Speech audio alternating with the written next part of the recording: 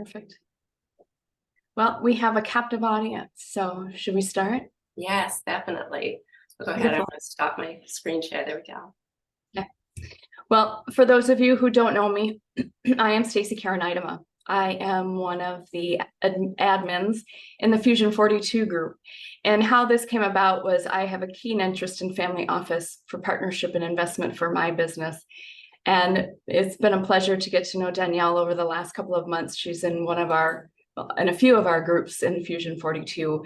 And I was stalking the website, the familyofficelist.org website, and decided that I wanted a demo and thought, well, it'd be a little selfish of me to just have her do a demo for me. Why not offer it to the group and see who else might be interested? And it has exploded from there. So I'm very grateful that you're doing this, Danielle. And before we get started, I thought I would do a quick intro to Danielle, and then I'll let her do her magic. So Danielle is originally from sunny California, where she started her career managing a fine art gallery shortly after she completed her bachelor's in fine arts. And that fine art gallery was for the famous National Geographic photographer Frans Lanting. But in 2008, at the height of the financial crisis, she and her husband just decided to cross country and go to the East Coast, where she pursued a career in sales, in marketing, and business development. But her hunger for building something of her own never subsided. So she partnered with the familyofficelist.org and then acquired it in 2018. And over the last 7 years, she has built it to what it is today, which you will get to see in today's demo. Well, thank you, Stacy. Thank you so much for that lovely introduction. I mean, I just told her, if anything, I've benefited. She is a word wizard and is helping me step out. I've been building with my head down, and I think, as we were discussing earlier, the time to really look how we can help this family office community is now. So I'd love to start by thanking Stacy for arranging this. The fact that she is such a selfless person. I do demos all day for one-on-one, and the fact that she wanted to share this with all of you and not just benefit herself speaks to what a wonderful person she is. And I'd also like to thank Derek Watson, who has put together this community that brought Stacy and I together. It is a tremendous community of growth-minded individuals, all there to give and ask questions and feel confident and open asking questions. So it's really been invaluable. And for all of those of you who are joining from either the Family Office Network or many of Stacy's networks, thank you. We're so glad that we can all be here together and learn. So before I dive right into the Family Office List website, tell you a little bit more about my journey and what I've built, I think it's important that we first and foremost start with the basics. What is a family office? And the thing with this is there are no two answers. You can be in a room, you can even ask 5 family offices what their answer is, and you will most likely get something different. And the reason for that is, no two family offices structured quite the same. It's really an entity that exists to manage the lifestyle and financial needs of a wealthy family. Most of these families, whether they're operating a business or have sold the business, want to create generational wealth. And to do this, it takes a lot. It takes trusted advisors to manage the investments. It takes, household staff to manage all that comes with a affluent lifestyle. And they can be very fragmented. Stacy and I were talking earlier about the dysfunction of family. It's not just something we experience. This is a family office sector issue, and finding solutions to really help make many of these family offices function more efficiently is really where the industry is going. But if we look historically, these family offices date back to the 16th century, starting with royalty in Europe. And you think about what those families needed at the time and kind of what that looked like. Fast forwarding to 18th, 19th century, as we started to see the first founding families with the Industrial Revolution in the United States, Rockefeller family, for example. They are still a single family office to this day. Actually, interestingly enough, have subscribed to Family Office List in hopes of offering their services, which they have perfected over the years, to help benefit other like-minded families. And this is really a lot of what we're seeing, and this is where I get excited. The modern day digital technical era has really advanced the speed and the access to which these investors can invest. Prior to the 2008 financial crisis, many of these family offices were operating under secrecy, and they had trusted advisors that were investing in more traditional assets. But when the market crashed, many of these family offices lost trust and started to look for different alternative investments. And this really started to increase direct investing. And direct investing can be very difficult for a family office. You know, many of them have expertise in just one field where they ran their business, but most of them, being well connected and very intelligent, can figure it out. But it's not necessarily as efficient, say, as a venture capital firm that, you know, is pulling resources from many different types of investors and specializing their investment abilities.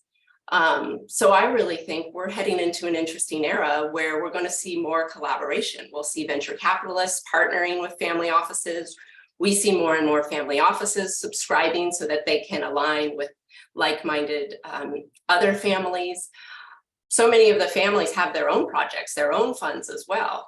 And so that's really kind of where the landscape stands today. So when thinking about a family office, it's important to take, you know, their origins of wealth, what culture, what is of value, and understanding really about the family, but also, you know, in terms of their investment preferences, you know, really where they're looking to invest, because connecting is all about a relationship. I think it's the highest form of currency with this particular sector. And building those relationships takes time, and trust is at the forefront. I always encourage people to just be honest and open and truthful, not only about your strengths. They will see your passion and they will see your expertise, but be open about your shortcomings. This is where they can help. Family offices are known for their patient long-term capital. They differ from venture capitalists in the sense that typically they're going to want to see a return in 3 to 7 years. Where you think about a family office, they're building generational wealth. They want investment opportunities, partnerships that will last through the generation. They're not necessarily looking to put this pressure or timeline. They're looking to help. They're building a legacy. And the change, the trend I am personally most excited about is the rise of impact investing. I think that families see the opportunity to improve many areas of their communities, their livelihoods, their families, and they can do this, they can put their money to use. And to make an impact, you can be stronger in numbers. So more and more family offices are raising their public profiles. They're realizing we need to step out of secrecy. If we want to succeed, we need to market ourselves. We need to stand for something. We need to align with others.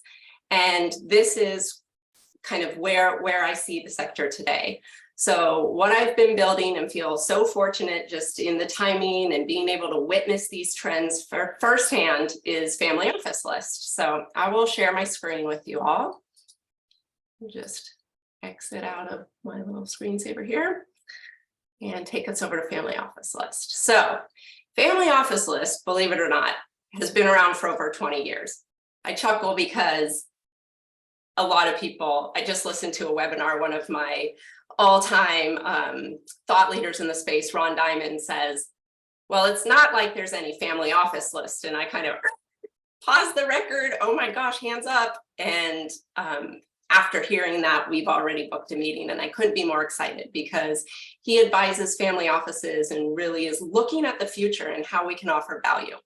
But family office list has been around since the early 2000s. The founder, so I wish I founded it, but no, the founder, Douglas Fathers, fund manager. He launched his first hedge fund, and just like everyone raising capital, started with friends and family, went on to look for ultra high net worths, angel investors, and really found a sweet spot within this family office sector. Right then, at that time, you know, the trends and what family offices were looking for, he was able to find a lot of alignment. So he built a prospecting list, and being a very enterprising entrepreneur, every roadblock, every pain point that he experienced, he turned into a tool to help others who would later follow in his footsteps. So for example, we offer private placement memorandums. It's templates so that rather than going to a lawyer spending $30,000, which most startups don't have, you can buy a template, you can put in, you know, the specifics to your offering, and you can go to a lawyer and you can save money. So he was just very enterprising, created a lot of tools. Today, lives in the Bahamas, does a lot of offshore fund consulting, and is a great trusted advisor. But I feel so blessed to him for the opportunity to partner. My expertise was marketing and sales. I joke with Stacy, I sprinkled my fairy dust on, at the time, what was a rather static and stale Excel spreadsheet. And really, truly wanting to help people, I realized, first and foremost, we need a dedicated research team. There was a system for quarterly updates, but it was more of like an email validation. I thought, no, you know, it goes far beyond this. Of course, a list is hard to come by and it's valuable, but we need to dig deeper. And I realized as the more I learned, you know, this is such a relationship-based sector. We need to know about the family offices. A list is just going to encourage spray and pray, and that is not going to get us anywhere. It's going to frustrate us. It's going to frustrate the family offices. How do we take this farther? So 2018, I started building a platform, launched in 2019, and realized, you know, in creating this, that very important to have flexibility. We had competitors. I will say I was nervous. Fintrix, probably our biggest competitor, came along and launched right around the time we did. I believe it's a big private equity backed firm, humongous team, huge pool of resources, offering a similar platform, more bells and whistles. End of the day, we have far more coverage in terms of our family office coverage. And we are not asking $30,000 with no flexibility, no room for customization. We understand the pain points of many of our customers. You know, just like no two family offices are alike, no two clients are alike. And many of them don't have the ability to pay an upfront large subscription. Many have a shorter time frame in mind. So we have our global, which is really, I say, the biggest bang for your buck. It's every family office worldwide. We, being based in the US, do have our strongest relationships here. We have half of our data based in the US, but we definitely have a commitment to our international partners, and we are always growing globally. So we have these different packages, and what's beautiful is you can, you know, subscribe annually.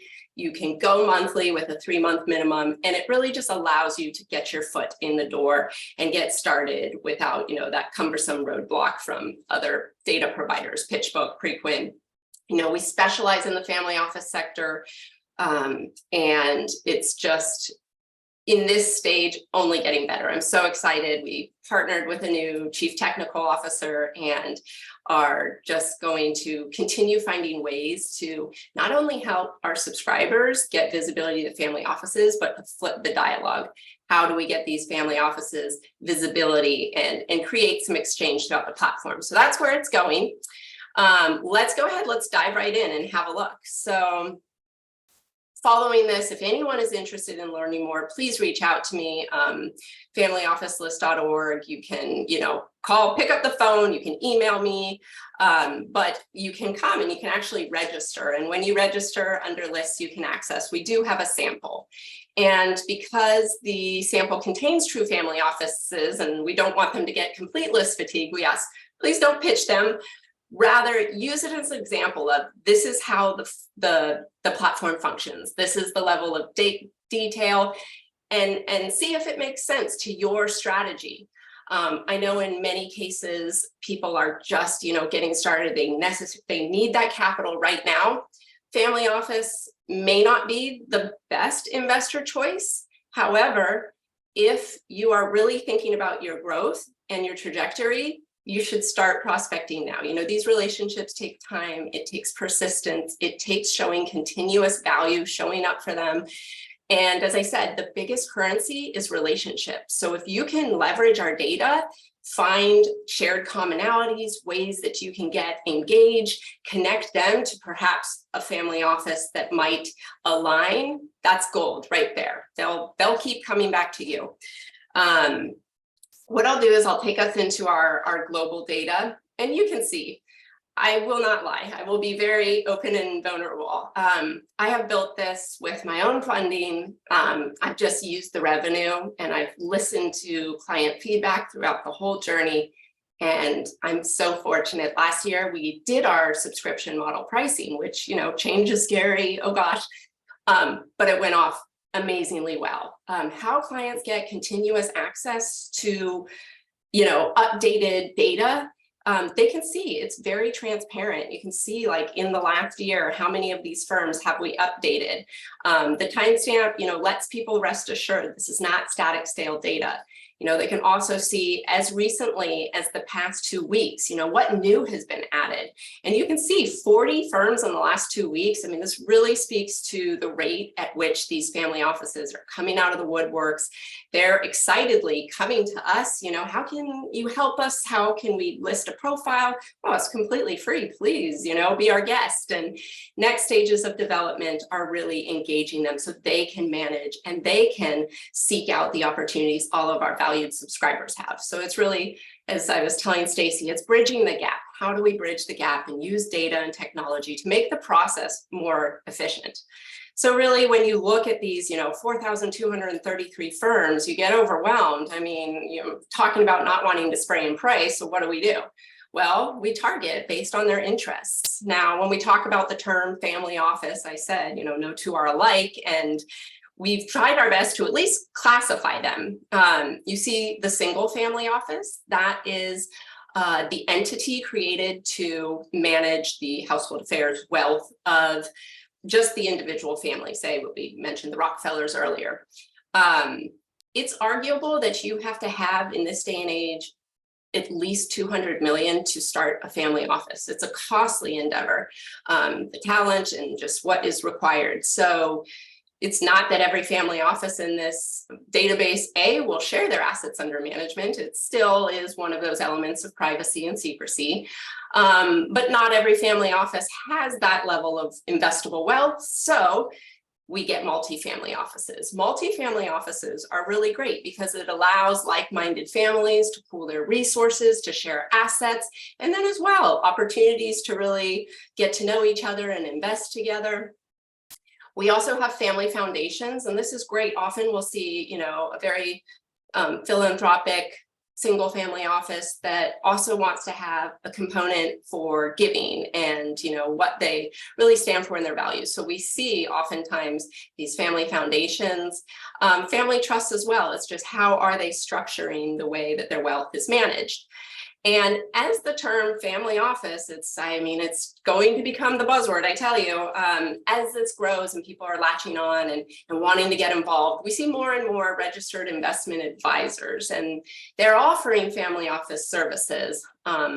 It's a gray area, but we do include them because what we have built is something to help specifically in the world of fundraising. We've really kind of curated this list. It's arguable that there's upwards of 17,000 family offices out there, but this is curated. We're really focusing on those we see actively allocating or actively open to partnerships.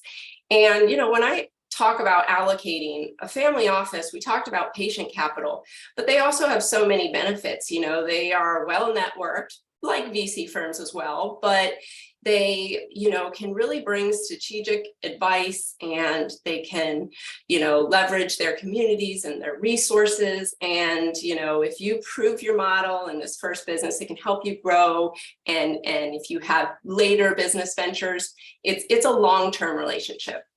So you can target on the office type, you can target on the deal type. Now, I mentioned to one of the members in our group, it's a really amazing group, by the way, like people will share their pitches and they'll get all the feedback, the good, the bad, and the ugly, but that's how we learn, that's how we grow.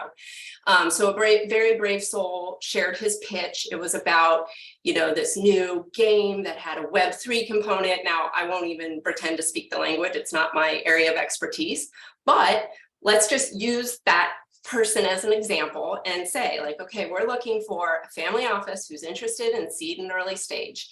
And we want to know, you know, anyone who's interested in digital media and gaming, and it also has like a component of Web3 blockchain. And, you know, I might be even missing it, but maybe there's like some artificial intelligence, you know, whatever it is, you populate those terms and you could be like, oh, only 147. No, less is more. And what's great is that we are actively managing this from day to day. If we find out a new family office piques their interest, we will update that, and you'll be able to see, even in a segmented area, you know, well, what's you know, new. And we can see, you know, in the past, say 3 months, for example, 38 of those firms that we just identified were not there. So we are always updating. We have partners in the conference space. We are attending conferences. This is just a way for us to be on the ground running, networking and building these relationships for you. Assets under management, again, if I check this unknown, you'll see 29 have not disclosed. So that means only 9 have. So of course the metrics are there for you to filter and say you don't want to work with a massive family office. You can leave those unchecked and just check, you know, those that are, say, smaller, or, you know, depending on your strategy. Same thing with transaction size. What we find is so many families co-invest and will find the lacking partner if they don't have the initial capital. So when we do transaction size, you can see, there we go, like only 7 have actually put a preference. But of course, it's good to know too, because say this is your seed stage, you're not asking more than $1 million, you can definitely exclude those that have that very specific mandate. Target geography is really great for clients who have projects in certain areas of the world. You can see, for example, in this client's case, like who's interested in investing in the Middle East. And you can see it gets smaller and smaller, but less is more. When you are really trying to connect, it takes time. You know, you're going to go to any of these firms. You're in the case of a single family office, we're going to give you the name of the family. I recommend, I mean, yes, we give you a description, but dig deep, find out, you know, more about the family. This is where ChatGPT is amazing. You know, do your research.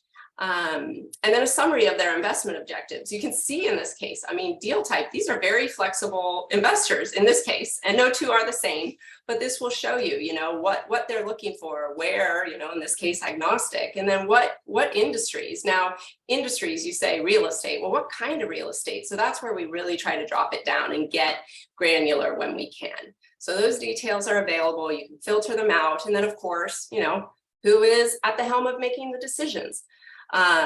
We strive, just like in our founding days, to kind of have the decision maker showcased. So in this case, Chief Information Officer, CEO, direct email, direct phone number, and then LinkedIn. I can't even tell you within the past course of a few weeks just how many connections I've been able to forge just by putting out value add content. It almost draws them to you and eliminates the need of you even needing to go cold calling.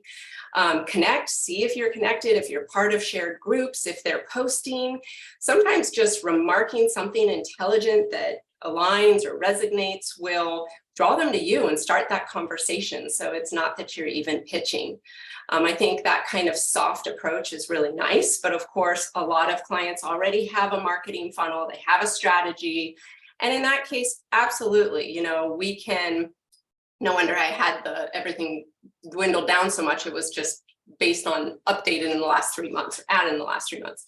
So let's say like this is my first top of the list VIP, and I want to reach out to these guys, and I've done my research, say I've starred all those that I really, really want. You can kind of keep those separate in your favorites. But if I need to download this information, see, I want a list and I just want all those LinkedIn profiles so I can just start connecting and I've got my strategy and I'm going to start looking at them because I've already identified they are the right partner. Well, you can download the data and this makes it efficient. You can download all the contacts we provide, or if you're like, no, I just want to see the firms, one line item per sheet, you can do that. And we'll just, for example, show you what that looks like. It's an Excel download, very simple, but this makes it easy for clients who already have a campaign set up in their CRM. It's not that we allow every component of our data to be downloadable. Just from a business standpoint, it wouldn't make sense because our competitors who are hungry for this proprietary data would sweep it up in a heartbeat. So things like everything in the summary box and the description are viewable through the platform only. However, you do get the really valuable information that you need for your outbound. So like the type of the family office, name of the firm. I realize I'm on a big screen, so let me try to increase that for you. First, last name, title, phone number. You can see it's not really formatted there, but no problem. You'll see, I mean, direct emails. We aren't giving you generic info at. I do get the question, you know, how I have PitchBook, how do you differ? I mean, we really take the time to get that direct contact, to really understand the investment objectives and to very actively maintain it. You'll get the LinkedIn, the websites if they have them. And this is a really neat, over the 7 years in analyzing our data, you know, there were not many that had websites. And this is really a dramatic shift. And it speaks to that need to market themselves and create a brand, a legacy for the family, and to be able to do business efficiently these days. There's no limitation if you need the list in its entirety, you know, you just clear these filters. If you decide this list is too small, you want to open it up, you know, we can go broad. We can just say like, okay, how about just like technology and, you know, communications, which is where like games is. So, you know, you can definitely cast some wider nets and think about it in different ways. But the opportunities there, that data is compiled in a way to really accelerate. And then we are here to help and guide you along the way. Not only in maintaining the data, giving you new firms, but really through guidance. This is part art, part science. It's really about relationships. I think, you know, Stacy is amazing and that's her superpower. And so I couldn't be more excited that she's getting into this industry. But for those who maybe don't know where to start, kind of need some help, some inspiration, we've got these great guides for you. The handbook is also great. We really like to allow those engineers to understand how this is all created. So, you know, definitions of all those deal structures, definitions of all the industries, and this is a live document. You know, it changes every day. I am so excited as someone who loves to learn and grow. It's like, femtech, what's that? Like, oh, like, whoa, we're adding new terms all the time and always forward thinking. How can we stay ahead and help foster those investment trends that will, you know, be on the rise amongst family offices. And then, you know, celebrating our clients' success. We really want to create a community here, and we want to celebrate. We want to share the tips, the strategies, the tools that are working for clients, and really just do our best to help and continue doing educational opportunities like these. And yeah, just share along our journey so that we can all grow and learn to add value to this sector.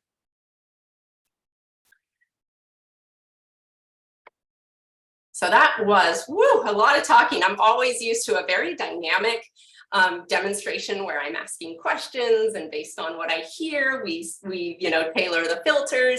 So thank you for all, you know, hanging in there and listening for the duration you did. At this time, there is a Q&A. I will let Stacy run that if she sees any questions that I can help you all with. Yeah, there are a couple of Q&A. One question I have for you before we go to the Q&A is, would you like to launch the poll? I forgot to mention that. We have just a couple of questions and would love some feedback. Launch. Okay, thank you, Stacy. This is where, yeah, we can't forget this. So like I said, I don't get the opportunity to speak with every one of you one-on-one, and we are here to help. And so I've just launched a poll. If you guys would like to quickly, before we continue, take a moment, fill out that poll, let us know, if there are ways within the questions we've asked that we can help, and we'll be certain to follow up. And like I said, we'll follow up with a recording, and any other ways, always feel free to reach out to both Stacy and I. Beautiful. All right, so we have a few questions. Let's start from the top. What have you found is the best way to communicate with the family offices from the family office database? Yes.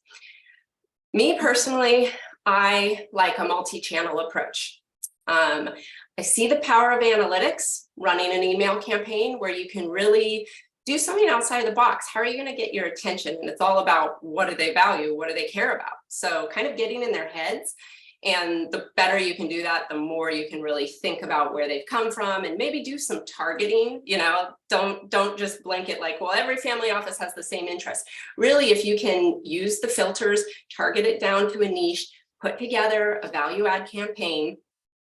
Look at those analytics. Who's responding? A/B test. You may not know. Optimize that, grow and change, but be persistent, not annoying, respectful. And we actually have a marketing expert. He's partner, Alan Chu from Capital Plus. Amazing, amazing individual. Always happy to talk with anyone and just share his expertise. But again, our being a small team, I've enlisted his help so that he can work with clients. First and foremost, he doesn't want to start a campaign unless your fundamentals are in place. Sometimes you only get one shot. And if you send this email and you have this very unappealing, unclear, they're like, okay, well, we've seen him, sorry, you got your one chance. I mean, they are humans, many of them are forgiving and will give you a chance, but if you can polish your pitch, if you can really get your marketing, your branding clear, concise, and professional, all these steps will help. And then yes, if you need help running the campaign, he's here to do that. I really like his services because he's just going month to month. Many of his clients, stay with him for years because they're like, I'm not the marketing expert, you are, I'm outsourcing it to you. But they have weekly meetings to look at the results and to, think of new strategies based on the current trends and whatnot. So I said multi-channel, so that's one. I think LinkedIn is your best friend. I can't tell you how much it has done for my own business and kind of finding my own voice and connecting with those that resonate. Not everyone is going to be the right investor. You need to think about them as partners. They're going to be building a business with you. And if your values aren't aligned, it's not a great fit. And, say you already have an angel investor, are they connected to the family office? Or is there any opportunity for warm introductions? And if not, okay, well, let's check them out. Are they active? Do they post? And kind of really build that like soft skill of engagement. And I think the combination, so often I come to them first and I engage. I try to find something more conversational or remark on something that they posted. And then I share very respectfully that I have done my research to understand they have interest in this. And would it be all right if I sent them, and whether they prefer that you send it through LinkedIn or you email. And you'd be amazed. I mean, people think, oh, you can't do business unless you have a warm introduction. It's not the case anymore. So, but it takes work and time, which I know can be hard for many with so many things we're doing. So Danielle, there is a question about how much for the individual that you spoke of, his services. So maybe that might be something we could add to the email connection or absolutely something. Fabulous. I will send an attachment to Alan Chu's program. I mean, I can just tell you very transparently because that's how I do business. That's how he does business. It's like $2,500 a month, which can seem cumbersome to some, but that includes your CRM. I mean, some people that don't have a CRM, you go to HubSpot, you're going to spend at least that, and you're on a year commitment. He'll use his plan, he'll use his expertise, he'll create the branding, the content. I mean, you don't have to stumble and make the mistakes. He's made them all himself, and you get to benefit from his expertise. So I think it's great value. Beautiful. All right, we'll go to the next question. How do family offices source startup investment opportunities? Great question. So I think this is why a lot are starting to raise their profile and look to attend events. You think about these families, they've got their expertise, they have their network, but maybe they don't know of a lot of these opportunities. And so really having access to other resources, and that's what I'm trying to build at Family Office List, really help, that startup who can't get into PitchBook, who doesn't have the opportunity. And the next phase of development is really to showcase subscribers. What do you have to offer, and how can we allow family offices access to that in a very efficient, easy way? Currently I would say conferences is huge. Months, family offices, they go to meet other families, they learn. But really it's just, being in the business of investing, and sometimes people get intimidated and they get afraid to approach. But, you can be like, well, who am I? I'm just a startup. I'm not well connected. It's okay if you have something of value that is aligned. Don't be afraid to, to reach out in a very respectful, value add way. That's a great point that you mentioned, the value alignment. For sure. All right, so one of the next questions is, how do you qualify, or is there a selection process by which family offices are added to your list? Great question. When a family office comes to ask to be added, we have to make sure, we have to learn about the family. We have to make sure it's not just, a service provider or a, venture capitalist who just wants to get in. And, so it becomes difficult because the definition is such a gray area. But really what we're looking for is to see if they are allocating and open to partnerships. So it's a very manual process. I am so grateful to our research team because all their skills offset mine. They very meticulous, and they have a process, they've developed over all these years to make sure. And throughout the process of building, if a family office reaches out and says, hey, you know what, I'm just getting too many offers and things that aren't in alignment, unsubscribe me, of course. But I love that I have the opportunity to say, well, let's revise your profile. How can we make it right? What can we do? And 9 out of 10 times they end up staying. One of my longest lasting relationships, John Clifford, he manages the Conrad family office in Mayfair, London. He was one of those. And now it's like we probably talk every day and we send each other deals and leads. And it's just really, wanting to help. If you've done something wrong, okay, like it wasn't intentional. How can we make it right? So yeah, that's a very long-winded answer. That's a great question. There was also a question about, do you do warm introductions? Yes. So of course, I think I love what I do because I have the opportunity to help.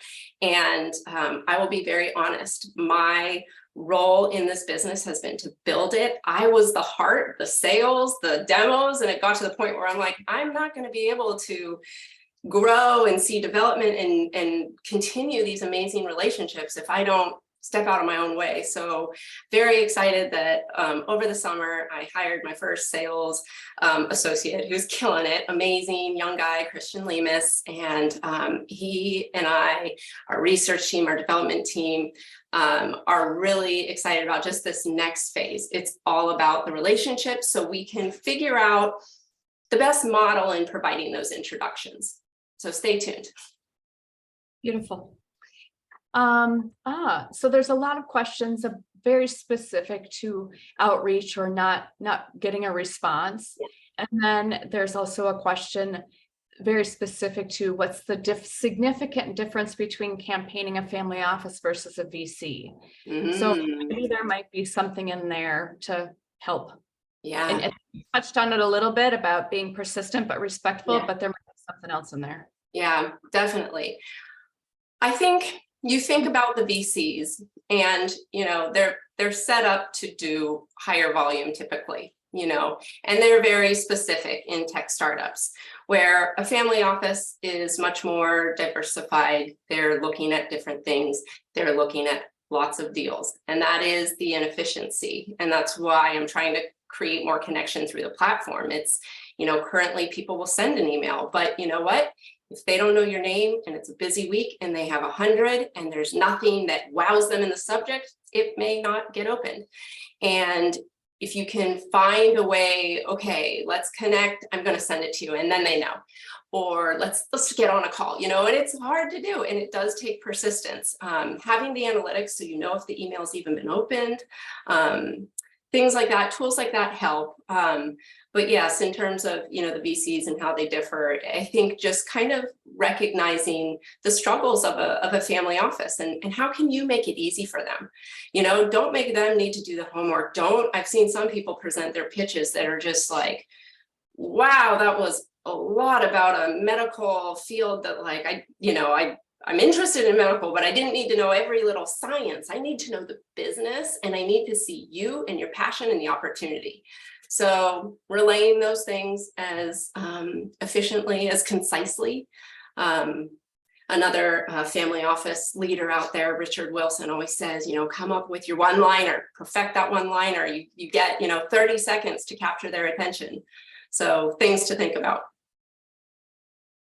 Beautiful. You spoke about conferences. And so a question came up about, would you have any family office conferences that you would recommend? Because Great question. Yeah, definitely. Or an investment to go to them. Yeah. So they can get very pricey depending on your level of participation. Our conference partner is Denny Shard. He runs DC Finance. And what I really admire is it's no one size fits all. They're very carefully crafted with speakers that add value, creating a safe community for these family offices to come and learn where they don't necessarily feel like they're just being sold. They do allow 10% non-family office participants to attend, but they try to be very strategic. How can these individuals offer value? Sometimes it comes at a cost of a sponsorship, but sometimes you can find ways to work with them and be a presenting speaker or to participate in different ways. And what's nice is the pandemic, I felt, was kind of a silver lining in the way that it opened up this virtual world where we can communicate so efficiently across borders. And I think the virtual events that they do are really fantastic. So they come often at, a much less participation rate. Opal Group, I really admire what they're doing. I'm working on a partnership with them. I think you're going to get much larger size. Denny's conferences tend to be around in the 300 participant range, where Opal, it will get up there in numbers, but I still feel they're adding value because they're educating and they're really focusing on having lots of family offices there to learn. Now, I never badmouth anyone. I think there's a place and a value for everything. Our competitor, Richard Wilson, he is not Fintrix, that's our second biggest competitor, is doing something different. And he's really pivoted. He's stopped focusing so much on the data and how you can leverage that to create connection. He's focusing on conferences. And conferences are great to get people out of their shell, to get them networking. But what we've found is, there'll be 1,000 attendees and they're really all people kind of looking for family office capital, and you get maybe a handful of family offices speaking on the stage. And in a sector where, yes, you can gain value and insight from that particular family office, but they're also different. Really spending your time and your money understanding and researching, I feel, is a better use. But, there's something for everyone, and everyone has different agendas, different budgets. So it all plays into it. Beautiful. Let's go back to the tool. There's a question very specific to, I believe one of the filters that you did, it talked about early stage. Mm-hmm. Is there one that's even pre-revenue? So no, but the beauty of what we're building is that I tell my research team, we hone in and we make it happen. And I think by my joining the Fusion 42 group and really putting myself in the shoe of a startup founder, it's helped me realize how this could be much more efficient. So yeah, Stacy and I were talking, I don't have a filter for female entrepreneurs, investing in female founders, all these things that really mean a lot. And, the more I can understand the pain points and the very specific opportunities of my client base, the more I can evolve and develop the solution. So that's why, it was a driving force to switch to a subscription model. I found if I was just selling something, I couldn't check in. I didn't know how it was going. But now that there's subscribers, we've kind of got this community, this rapport, and it's really helped. So that is one area we've already submitted to our research team. Beautiful. That's a great segue. There's a few questions about the plan itself. Yes. Is there a minimum term, and or is the investment on a monthly basis different for a corporate over a sole proprietor? Yeah, great question. I will share my screen once again and go to our pricing model. So I will be very open and honest. I've always tried to create a lot of options to meet the varying needs, and our pricing did recently increase. So for this particular group, I do have some promotional pricing, able to offer $500 off our annual subscriptions, and $100 and $200 off of our monthly. The minimum term is a 3-month. And the reason for that is you have access to all the data. You can download it at day one, because I don't want to hold you back. I want you to get going. I want you to be excited, but I don't want you to be prohibited by needing to pay that, $3,000 up front if you can't. So that's really why I did that 3 months. Some people are like, well, I don't need it for 3 months. I'm like, that's okay. I'm just splitting your payments for you. And that's, again, in my marketing and delivery, I'm sure where I could improve, but that's really the thinking behind it. So yes, beyond this, if you're like, it's still really hard to swing, we can customize something. We can start anyone small. I would rather, earn your trust, your value, watch you succeed, watch you scale, and have you come back. That's the thing. I service so many clients who are like, oh, I bought a list from you like 4 years ago. And I get so excited to show them like, oh, we've come so far. And yes, as a past client, we can give you preferred pricing, or, oh, we customized a list last month. It was great, but you want more. We'll just apply that to a larger upgrade. So yeah, a lot of flexibility in what we can do. Beautiful. Let's see.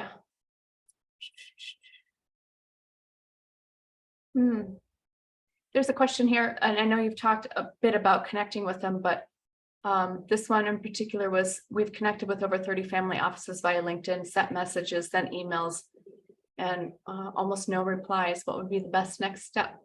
Yes, I would be really curious, and feel free. You can put it in the chat, or you can reach out to me directly. Again, it goes back to that art and science. What is the message? Is it just a very generic, quick, I cut and paste? Because it comes through. People know, and they're receiving tons. So how do you stand apart? How do you intrigue them? Maybe you ask something about them that requires that response. I always try to think like unique subject lines, things that are really going to catch their attention and show that you are talking to them. You're not just cut, paste, cut, because I think investors can start to feel like numbers and not people if we're not careful.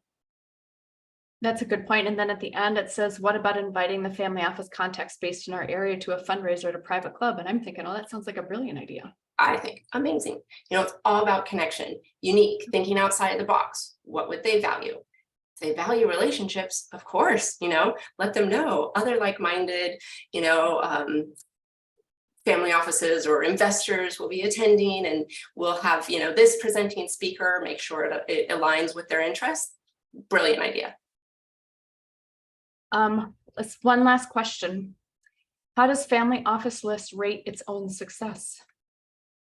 Ooh, this is like turning to me and my I told Stacy, it's like, I don't even have a bio. I don't like talking about myself, but I love talking about my company. My success is really to see the industry grow in a way where I'm not just helping a client and providing contact information, but I'm adding value to the family offices, and I'm able to create more connectivity. So that's what I'm building towards. Currently, I think my success is that I have a solid recurring revenue model that is allowing me to fund my next stage of growth and keep seeking ways to help. Beautiful. I think that's it. I think there was a variety of duplicates, but I believe I covered all of them. Awesome. So let me take one last scoop here, and it looks like we have about 80 About 80% of you have answered the poll, so don't forget about the poll Don't before be you. shy. Is there any, let's see. I think that's it. Is there any other parting words you'd like to leave the group? Wow. Well, just thank you all. I mean, thank you for the great questions. Thank you for participating, for being curious. And I think together we can all grow to make this industry more inclusive and more efficient. So thank you all. And thank you, Stacy. Yeah, absolutely. It's been a pleasure. Thank you for doing this, Danielle. Yeah. Everyone enjoy the rest of their day. Thank you. All right. Bye-bye.